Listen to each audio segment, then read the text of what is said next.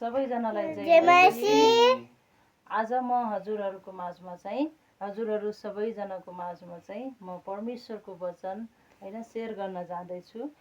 पहिलो राजा 3 अध्यायमा चाहिँ सोलोमन राजाले चाहिँ एक दिन चाहिँ सोलोमन राजा सुतिरहेको बेला चाहिँ परमेश्वर देखा परेर भन्नुभयो, तिमी मसित जे माग्छौ त्यो दिनेछु भन्नुभयो। अनि सोलोमन राजाले चाहिँ के भन्यो भने चाहिँ म त सानै बालकै मात्र छु र मेरो कर्तव्यमा जान्दिनँ। म तपाईँको दास यहाँ तपाईँले चुन्नु भएको तपाईँका प्रजाको बीचमा छु जो असङ्ख्य र अनगिन्ती छ। यसकारण तपाईँको प्रजासँग चाहिँ ठिकसित शासन गर्नलाई बुझ्ने मन दिनुहोस् भनेर चाहिँ सोलोमन राजाले चाहिँ बुद्धि मागेको छ।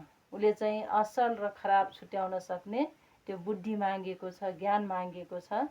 त्यसले गर्दाखेरि चाहिँ परमेश्वरले चाहिँ सोलोमनले त्यो बुद्धि मागेको कारणले गर्दाखेरि चाहिँ परमेश्वर चाहिँ एकदमै खुसी हुनुभयो। एकदमै धेरै त्यो खुसीको सीमा नै छैन। त्यसैले चाहिँ परमेश्वरले चाहिँ सोलोमन राजालाई ज्ञान र बुद्धि दिनुभयो। अनि त्यसपछि उसले आफ्नो शत्रुको प्रहार पनि मागेको छैन र उसले धन सम्पत्ति पनि मागेको छैन। उसले आफ्नो निम्ति आयु पनि मागेको छैन, तर केवल के मागेको छ? ज्ञान र बुद्धि मागेको छ। आमेन।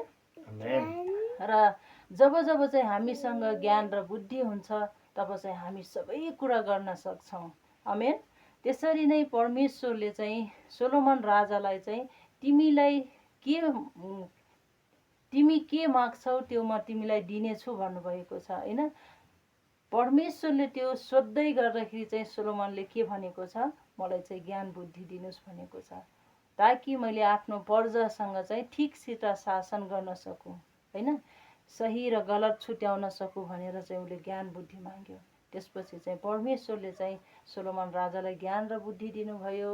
अनि उसलाई ज्ञान र बुद्धिको साथसाथै चाहिँ धन सम्पत्ति पनि दिनुभयो, उसको आयुलाई पनि बढाइदिनु भयो र उसको मान सम्मान पनि परमेश्वरले चाहिँ दिनुभयो।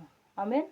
र सोलोमन राजा बराबर जत्तिकै चाहिँ ज्ञान र बुद्धिले भरिएको राजा कोही पनि थिएन। आमेन। हुन्छ, परमेश्वरले चाहिँ सबैले आशिष दिनुभएको र आज हामी सबैजनालाई चाहिँ ज्ञान र बुद्धिको खाँचो छ।